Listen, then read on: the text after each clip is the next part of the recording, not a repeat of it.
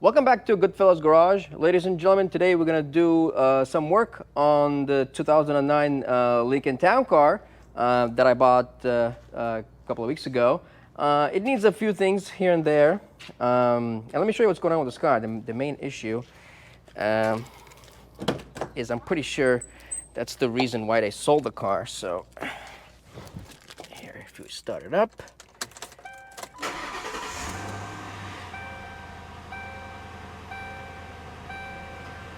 There's a Christmas tree of brake, ABS, and traction control light. So I think I know what the problem is, and you hook up a scanner and you get nothing. It doesn't even recognize the module, and I've ran into this issue before on other Panthers, and I'm pretty sure it's the module. So I bought a brand new module from Ford, OEM. I didn't buy rebuild, none of that junk, so I'm not gonna cheap out there. But this is expensive. Like retail, it's like $900. My price was like $700. So I'm gonna change that today. And I am not sure on the 09 if it needs to be programmed or not. On older cars, it does not. But I do have 4Scan, so I might try to see if it can be programmed with that. I actually do have IDS somewhere on my old laptop. I gotta find it. The other thing we're gonna do is we're gonna clean this engine. It's very dirty. It's disgusting. So. I actually had a company reach out to me a couple of weeks ago with their cleaning products, and they're not really sponsoring me or paying for this video, but it's called Super Clean, and they have a line of degreasers and cleaners, stuff like that. So they sent me this stuff for free, and I'm under no obligation to praise them, but they said, hey, try it out and see if you like it. Give us a shout out. And here's the funny thing: I was actually looking for an engine degreaser online, and then like a couple of days later they reached out. So scary stuff, but we'll do that. And then the other thing is that I need to reseal this cowl. There's like a little tray in there. It's leaking water. What happened was that when the car came in, the evaporator core failed on me, so I had to replace that. I put a brand new one, OEM, not aftermarket. Spared no expense. We spared no expense. Really spectacular. Spared no expense. Didn't go with the cheap crap. Bought the OEM one. It's the whole box. So that was like $1,500 with labor. So there goes my profit margin is pretty much out the window. On this car. So it doesn't really matter. So I'm just gonna fix it and probably drive it around a little bit. Maybe unload my police interceptor. We'll see how it goes. So we're gonna do that. I'm gonna clean the engine. But first, let's replace the ABS module that is located sitting right there. So we gotta take out all this plastic junk here, okay?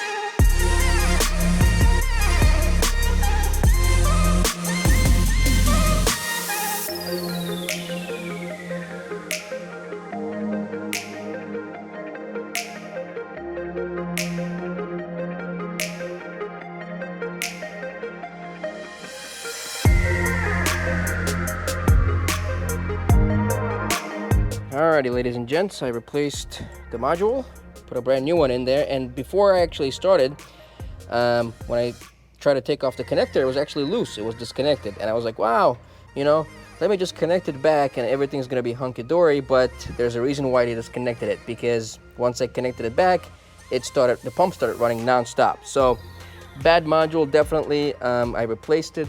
Here's the old one. There are a couple of screws that are on the bottom. They're hard to get to. You can't see them, so you gotta kind of go by feel. I replaced it.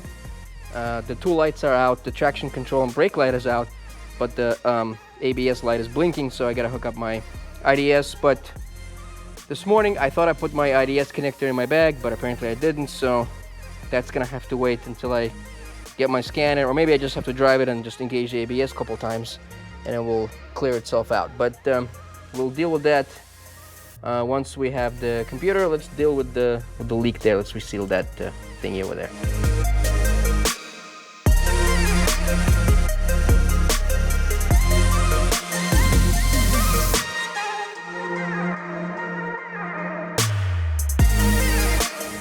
right, so the tray has been removed. As you can see, when they did the evaporator cord, they didn't reseal this correctly.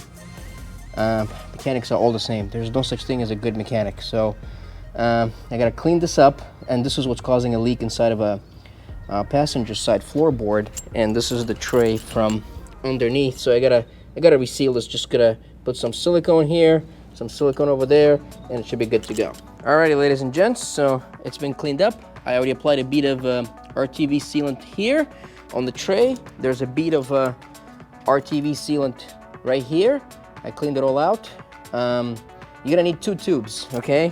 One is not enough. This is there's a lot of space in there. So now this is gonna go back here, and you should have no more leaks.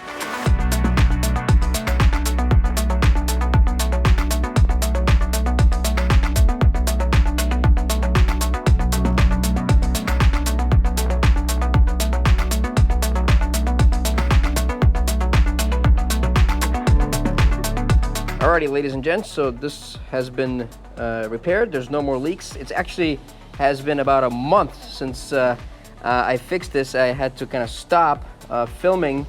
I had to deal with the ABS issue, but I'll talk about it towards the end of the video. But now what I'm gonna do is I'm gonna clean this engine bay using super clean products. But first, before you do that, just as you can see, there was a squirrel living in there. There's a bunch of nuts, leaves, and all that kind of stuff. There's also a loose nut behind the wheel, but I'll vacuum all the stuff out and then start the greasing and cleaning.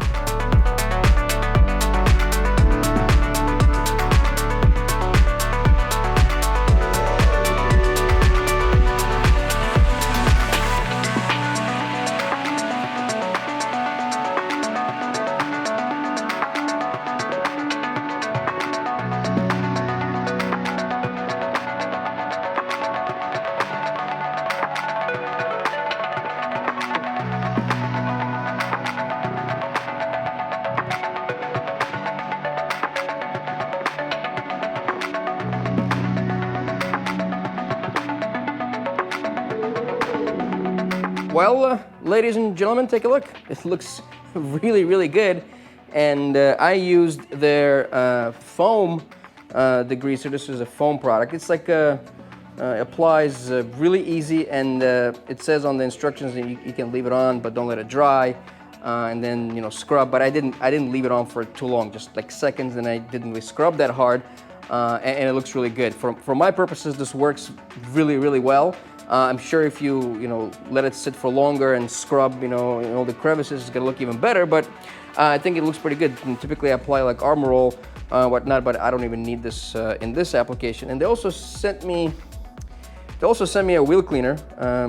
Hopefully it's just as easy to use as their engine degreaser. So I'll try that once I get some really, really dirty wheels. But ABS issues. So that has been resolved.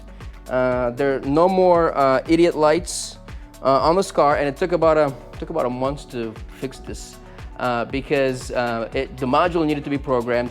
I do have IDS. I have IDS on my old laptop, and I have this like bootleg pass-through, and it works really well. Actually, I was able to program the module. The IDS told me that the module was programmed successfully, but the light was still on, and it was giving me an error code saying module configuration error.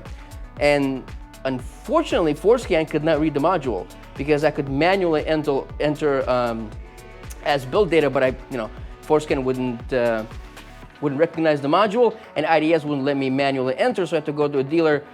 2 weeks. They spent 2 weeks on this. $400 later, I had to call Ford. Ford had to get involved, so they finally were able to program it, so no more idiot lights. But this car is finally ready to go, and if you look at this thing, it's pretty much brand new. The interior is absolutely spotless on this thing, and it's it's a very nice car, very nice paint. Chrome wheels are in excellent condition, and if anybody wants it, let me know. It's for sale. I hope you guys enjoyed this video. Thanks for watching. Peace.